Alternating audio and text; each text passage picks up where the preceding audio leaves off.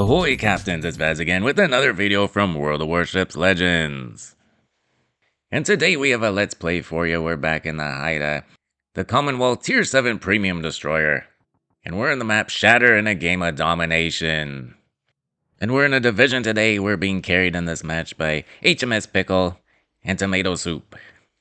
They're in the Wukong and Monarch respectively. This match was like at 2 o'clock in the morning or something, my time. So I didn't have my mic on because everyone was sleeping. But I could hear them, and I could hear them saying, Baz, don't go up the middle. And I said to myself, don't worry, I got this. Sir, first time playing together, so they don't know that I just go where I go. If I spawn in the middle, I play the middle. Enough said. Also on the enemy team, there's no radar, and I got a Minsk and a Jaeger to deal with. Those two ships don't exactly strike fear in you when you're playing the Haida. So we're all good. We're going to get this middle cap first. Now, in the last video, we talked about the ship in the game, tactics and all that stuff. This time, we're going to talk about the ship in real life, because it did exist in World War II, and it's Canada's most famous ship. We call it Canada's most fightingest ship. And that's because it sank more ships and more surface tonnage than any other Canadian ship in World War II. Well, let's start from the beginning. The Haida was a tribal-class destroyer commissioned in 1943, so well into the beginning of the war. But that didn't mean it didn't see a whole crapload of action. Mostly took part in convoy operations and patrol operations between Britain and France. All in all, Haida is responsible for the sinking of 14 enemy ships, 9 of which were, I guess we would call them naval vessels. Was directly or indirectly responsible and credited with the sinkings of the T-29 and T-27, which were sister ships of the T-22, which is a Tier 4 tech tree destroyer in the game. It's also responsible for the sinking of ZH-1, which was a Dutch destroyer which was scuttled during the German invasion of Holland but was salvaged and refit by the Germans. It's also responsible for the sinking of Z-32, which is a sister ship of the Z-39, a premium tier 6 in the game. And was also credited with the sinking of a U-boat, U-971.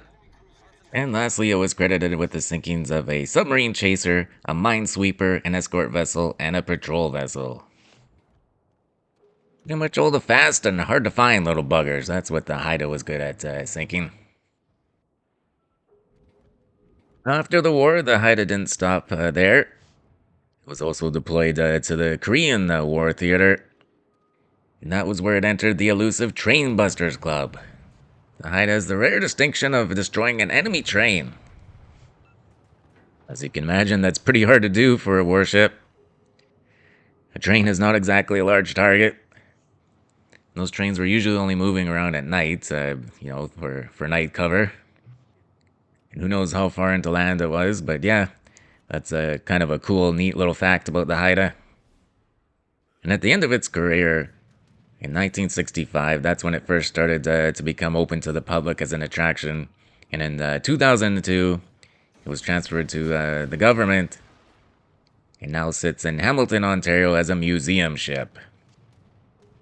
Alright, and back to the match here. So we just launched a rack of torps on that Myoku who's playing peekaboo over there.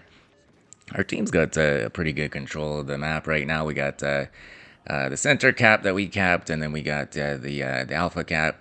And oh crap, we're headed back over to the middle of the map to support the other flank that looked like it's having a bit of trouble. And the Monarch is right there in front of our face, so we're going to have to deal with him shortly. And oh, there's a devastating strike on that Myoku. Peekaboo. Peeka-bye-bye.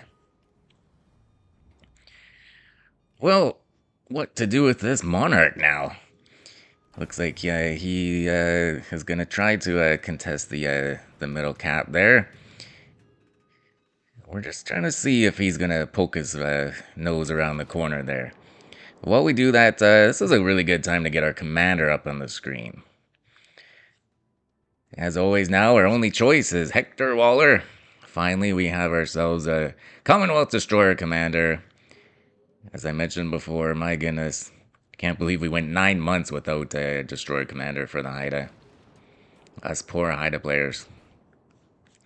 Well, the skills we're using are Observant Rage, Look at Me Now, Perceptive, Scrap Iron Flotilla, and the special skill, the legendary skill, Steadfast Soldier. And our inspirations are Blue and Swirsky. All right, Pickle just took out the key on our flank, and so we're doing pretty good. That Akatsuki over there, I gave him the old thumbs up for getting the cap.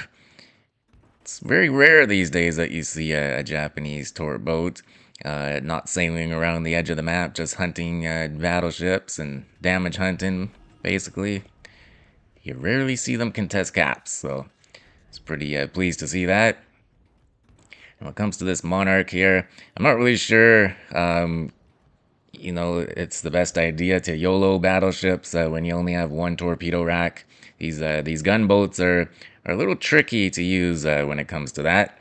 But I figured my sonar's down, so he thinks maybe that I went away. If I had my sonar up, he would have known that I was still close to him.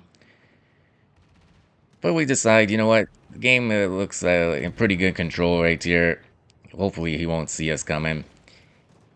And there you go. We're going to line up some torps on him. And he actually shoots his guns at somebody else. I don't know. He had tunnel vision, didn't see us at all. We were going to trust our torps there, but we had to look back just to make sure that those four were enough. You never know. Monarch has a pretty good heal, but again, it has a low hit point pool, so we got him, and that's our second kill of the match. Second devastating strike of the match. And now we got the Minsk in our sights here. He's in a smoke screen, but he's going to come out. And watch this first salvo. Went 3,300 and an engine incapacitation. One more salvo and he's done and dusted. That's our third kill of the match. These Haida guns, they hit pretty hard, surprisingly. They're only 100. Shit. Only 120 millimeters, but they do hit pretty hard for whatever reason. They have a decent penetration. HE is pretty good on them. AP, not so much. You're going to be using HE most of the time in these Commonwealth destroyers, even though there's only two of them right now. This one and the Vampire 2. We don't really count the Vampire 1, Tier 2. No one plays Tier 2, do they?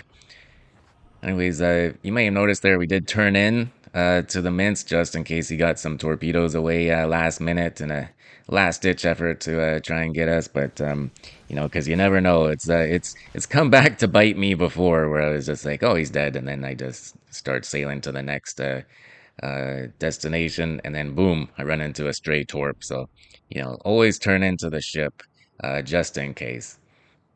Now we got the Amalfi and a Jaeger sighted. Not sure why the Jaeger spotted. Maybe someone was using radar or sonar or something. But Amalfi's a little too close for comfort. And of course, a lot of people run a rudder build on the Amalfi. And so his ability to dodge our torps it's pretty easy for him to dodge our torps. But again, our team's got control of the match, and we know he has a long reload, so we're just going to toy with him a little bit. We have a good rudder too, and so we're going to open up and fire our guns at him and just try and do a little bit of damage farming while we wrap this match up. Not really going for a Kraken or anything here. It's not really something I do. I don't really care too much about them, but when the opportunity presents itself, why not? But we know also that the Amalfi doesn't have sonar. So now that he's in his smoke, we can actually turn in and surprise him once our torps reload. But it's a very important point. Know your enemy. You youngins out there, you newer players, you gotta know the ships you're up against. When you're first starting out this game, there's not really any consumables. You'll just kind of have maybe like an engine boost for destroyers, and maybe you have like a heal or such, something for a battleship. But there's not too much else to worry about. But once you start getting up in the tiers, you got sonar, and then you got radar, you got different types of smoke screens. All these types of things are things to be cognizant of. And so, it is good to use a variety of ships, especially when you're first starting out, just to get the gist of things.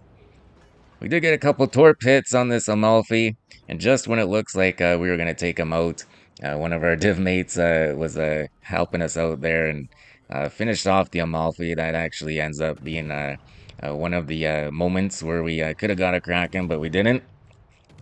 And so, looking back, we actually could have had 6 kills in this match if we played our cards right, but, sometimes you just don't have much luck.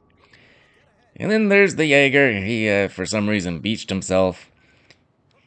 And that's kind of easy pickings for the Haida. And we finished him off. That's our 4th and final kill of the match. There's only one ship left. We got him up on our RPF, and so we're going to head towards him. Maybe in a last-ditch effort, we'll be able to find him. And we'll be able to sink him and get the Kraken. But spoiler alert, we will not. But it is entertaining at the end, so you want to stick around and see what happens, because it's funny. We kind of get screwed a little bit. But yeah, Haida, the pride of the Canadian Navy. Love this ship, and I do really enjoy playing the ship. I like the crawling smoke screen. It's definitely unique. I do like that playstyle, and as I mentioned not too long ago, I do like the guns. The guns are really powerful against enemy destroyers.